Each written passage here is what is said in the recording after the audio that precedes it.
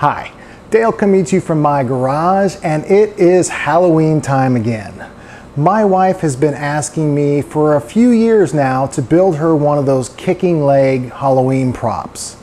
This is the year it gets done. And this just goes to show you, you don't have to keep nagging me when you're gonna build something, when you're gonna do it, when you're gonna do it. If I said I'm gonna do it, I'm gonna do it.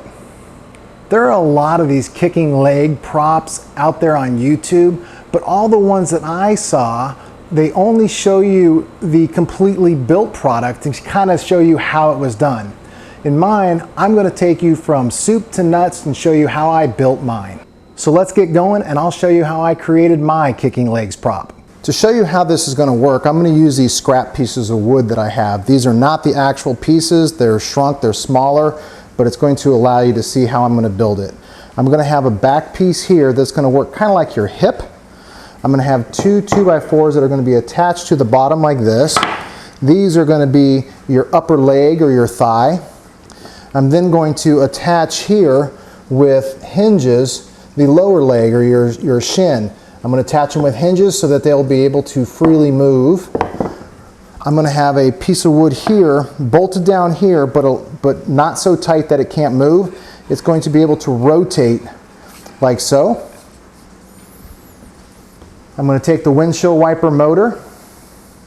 I'm going to line up the rod right in the middle of this leg here. I'm going to mount it just like this.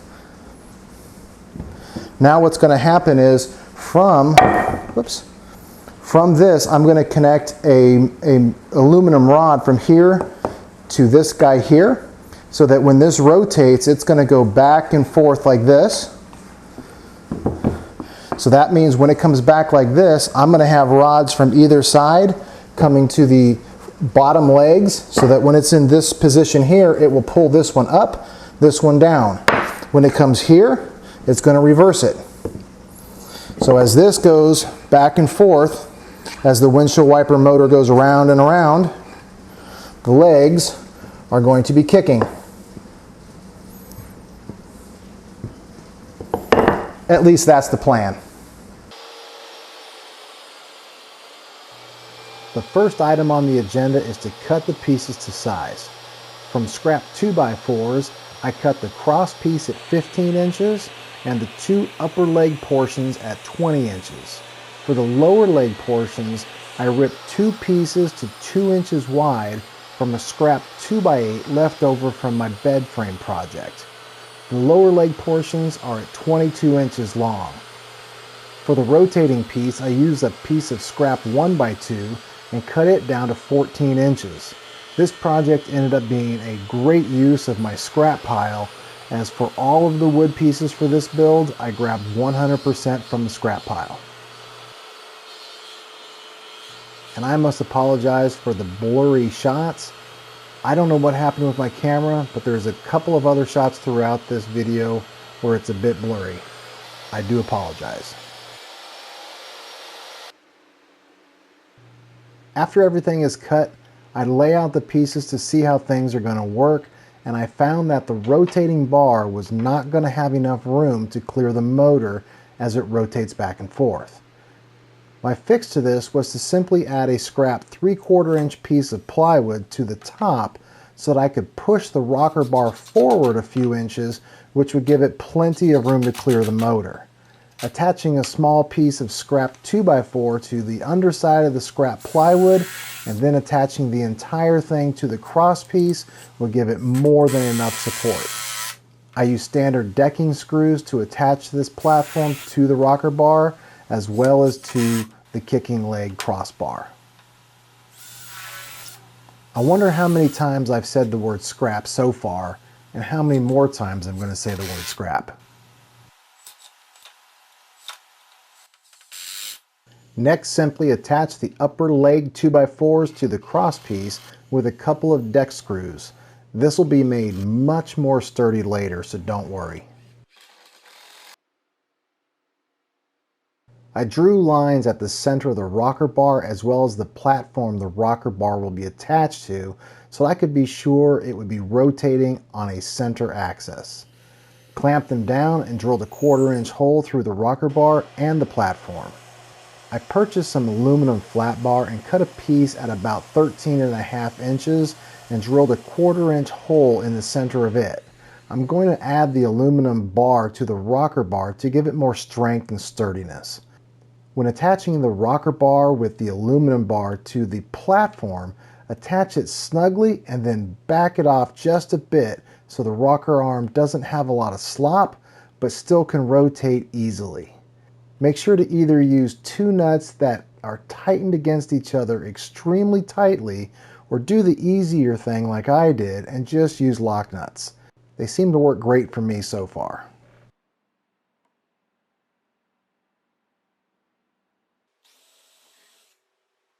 Drill a couple more holes through the aluminum and wood rocker bar and tighten them down securely. This is what will give the wood rocker bar a nice firm connection to the aluminum bar, giving it the added strength.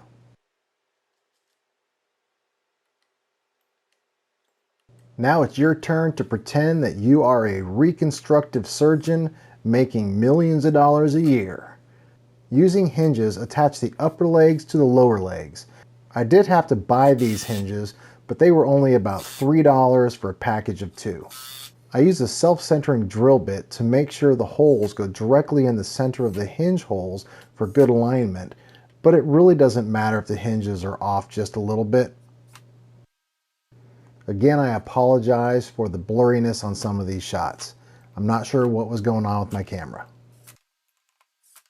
I'm taking the time now to drill holes in the rocker arm that will be used to attach the lower legs to the rocker arm with aluminum flat bars. I'm also cutting those aluminum flat bars now, and they'll all be used later. In order to attach the motor to the 4x4 post mount, which I'm using as my motor mount, I need to know where to drill the holes. An easy way to do this is to slip a piece of paper over the motor and simply poke holes in the paper where the mounts are. This creates a template. Then transfer that over to the motor mount and drill the holes. For mounting the motor, simply place the motor mount over the motor and attach with the screws that were provided with the motor. You can see that after mounting the motor, there was a small gap between the metal motor mount bracket and the threaded mount holes on the motor. I simply used 3 washers to fill that gap so that I could get a nice tight connection. I'm using the arm that came with the wiper motor to attach to the motor shaft. Make sure to use the supplied washer and lock washer so that it is a very tight connection. You don't want this slipping. Let me explain a problem that came up and how I fixed it. The problem was, as this rotated around, the bottom or the head of this bolt here, which is on the underside here, as it would rotate around, kept hitting the heads of these bolts. That's not good. It kept hitting, it would skip, it would have problems. So what I did is, if you remember, on the bottom side here, in between the motor mounts and this piece of metal, I had 3 washers to fill up that gap. I removed those washers. I then filed out this hole here to be bigger so that it'll go over the entire shaft. Now it sits squarely on the motor mounts, which was probably about 3/16 of an inch. Now when I turn it on, this rotates around and has plenty of room in between the top of this and the bottom of this bolt, spins around unobstructed. Works great. Hooking it up for a quick test, I want to show you that you have options here. If you connect the wiper arm to the outside hole in the rocker arm, you'll get less motion than if you connect it to the bolt that is closer to the center pivot point. You can use this adjustment to control just how much movement your prop will have. For me, the outside bolt gives me the movement I want. An eye bolt is what I'm going to use to connect the rocker arm to the lower leg, so I screw that in now just above the hinge. In one of the flat bars that we cut and set aside a little while ago, drill a hole near one of the ends which will be used to attach to the rocker arm. Then drill 2 more holes on the other side, somewhat near the end, and then about 2 or 3 inches from that. Measurements for those don't need to be precise. You'll see what those are used for in a minute. Attach the flat bar to the rocker arm using washers and a lock nut. You want this snug, but it should allow for some movement. Now using a piece of scrap 1x2, hold it up to the flat bar so that it covers the 2 holes you drilled and extends to about 2 or 3 inches to the end of the upper leg or the knee. Mark the hole locations, drill, and attach tightly to the flat bar. This is going to allow us to connect the turnbuckle to the lower leg and makes it far easier for us to do any fine adjustments we may need later, as working with the wood is much easier than working with the aluminum flat bars. If you find that you just need to start over for that perfect connection, it's also easier and cheaper to just grab another piece of scrap wood than it is to go buy another aluminum flat bar. And by the way, I do have some subscribers from England as well as Australia, so for them, aluminum flat bar. I'm at the part of assembly where I think most people just spend far too long and overthink it. You notice here that the bar on the motor is facing almost straight down. It's not quite straight down. That basically means that this side of this rocker arm, this side here, is at the furthest point this way as it's going to go, which means the leg needs to be down as far as I need it to go. It also means this side here is at the highest point this way as it's going to go, which means when I assemble this leg, it should be at the highest. I think what people try to do is they say, let's fiddle with this bar here to get it perfect so that when this rocker bar is in this position here, both legs are exactly even. And so when it's like this leg here is low, this one's high, and it rocks back this way. Guys, it doesn't really matter. As long as you know that this right here is the lowest it's ever going to go, this is the highest it's going to go. When we assemble the legs, we assemble them so that when this is at this straight position here, the legs should be this one at the lowest point, this one at the highest point. It'll be so much easier to adjust that way versus trying to get this bar in the holes exactly to the right spot so that it rocks perfect. No one's going to see the inside of this, so it doesn't matter. This is far easier. Now you want to hook the turnbuckle up to the lower leg and hold it up to the leg bar until you get it into the position you want for when the leg is at the lowest point. Mark that spot on the wood portion of the leg bar, drill a hole, and attach the turnbuckle. I'm using a vinyl insert to allow the turnbuckle to rotate up and down at its eye as the leg raises and lowers. I think this removes a lot of stress from the rocker arm. Make sure you use washers between all moving parts, and this should be snug but allow movement. Now you want to repeat the building of the leg bar for the other leg and attach it to the other side of the rocker arm. I did all this off camera as it works the same as it did for the other leg. Now remember, setting this up, even though the rocker arm is straight across, this one is at the lowest point so the leg is down. So this one, we want to make sure that we set up so that the leg is up. I think right about there looks good, so I will mark it. That's where I'll drill the hole. Now, just like we did on the other leg, use washers, vinyl insert, and lock nut. Tighten it up snug, but allow movement. Now to give it a test. And I'm sorry about showing this undressed prop. I usually try to keep my videos very G-rated. With the leg mechanism complete, I'm moving on to giving the prop some hips and leg dimension. I start by cutting 2 pieces out of scrap 1/2-inch plywood and rounding over the corners. I then attach to each side of the prop with deck screws. I make sure I screw into both the upper leg 2x4 as well as the cross piece, as this will really add a lot of strength to the prop. I noticed that the motor was moving quite a bit, so I wanted to make it much more secure. I took a scrap piece of 2x4 and marked where the wires come out of the back of the metal bracket. I then cut a dado using my table saw for the wires to lay in.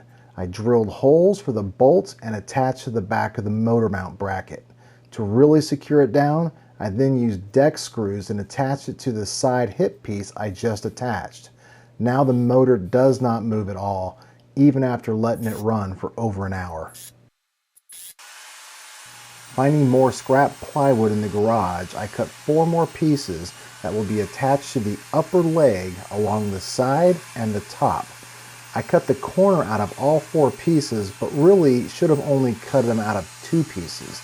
But that's okay, these will not be seen. Now attach these to the upper leg along the outside and on the top. Not only will this give the leg some girth to help it look real, it will cover all the moving parts so none of the clothing will get hung up in anything. I'm using standard deck screws for this. Yep, you guessed it. I use more scrap wood to screw on some feet to both legs. I'm not sure about the angle I used. I just held each foot up to each leg until the angle looked right and I attached it. Now to keep the parental control programs from banning me, it's time to dress this guy. Socks, pants, and shoes. I'm using sweatpants as being able to stretch the pants makes it much easier to dress this prop. After getting the pants on, I noticed this guy has sunken butt syndrome, so I cut more scrap wood to attach the 2 hips together to keep the pants from sinking in. This also helps keep the pants from getting hung up in any moving parts. Pulling the pants back on, I now see that he has flat butt syndrome, so I send him to the gym to do some squats to put some definition in those glutes. To give definition to the lower legs, small sections of a pool noodle will do the trick just fine. Cut them down one side, wrap around the legs, and secure with screws and fender washers. So here's the final product. I've had it running for several hours to make sure that nothing is going to bind up or just simply run amok. There are some squeaks that I'll need to oil up to make it run a bit quieter. If I was going to do this project again, the one thing that I would do is at the beginning take a lot more time to really plan out all the steps. The steps that I did in the sequence that I did it, it had me taking the motor off the mount and reassembling it probably about 4 or 5 times. I should have been a little smarter about that when it was off, did everything that needed to happen to the motor mount, then put it back on. Instead, on, off, on, off. That's the one thing I would do, but really that goes with any project. I'll probably add a motion sensor to this. There's no reason to have it run continuously when there's no one there to see it. This way, when someone walks by, I'll have it set to maybe stay on for 5 minutes. That way, if it doesn't sense any other movement, it'll shut down. As far as setting the scene for this prop, the classic way is you put a lawnmower out there, you make it look like this kicking leg guy is under the lawnmower kicking his legs. Well, I'm not really a classic type of guy, so what I'm doing is I'm heading off to one of our pumpkin patches and I'm gonna get one of those huge pumpkins, bring it home, carve it up. It's gonna look like the pumpkin is eating this guy and is halfway done. It should look really cool. As always, if you haven't subscribed yet, go ahead and click that subscribe button so you don't miss any of my other videos. I try to get a video out every 2 or 3 weeks. If you like the video, smash that like button, share it so your friends can see it, and leave some comments below on what type of props you're making to put out in your yard. I'd love to hear it. Until next time, see ya.